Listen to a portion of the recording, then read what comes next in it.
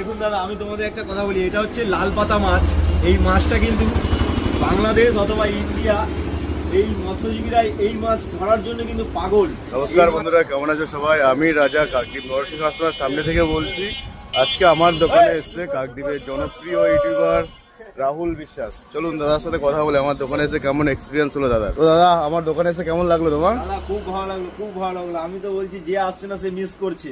এই শীতের মৌসুমের এই শুকনো মাছ যে কতটা টেস্ট, কতটা যে ভয়ানক, এই মাছ আর পাবে না।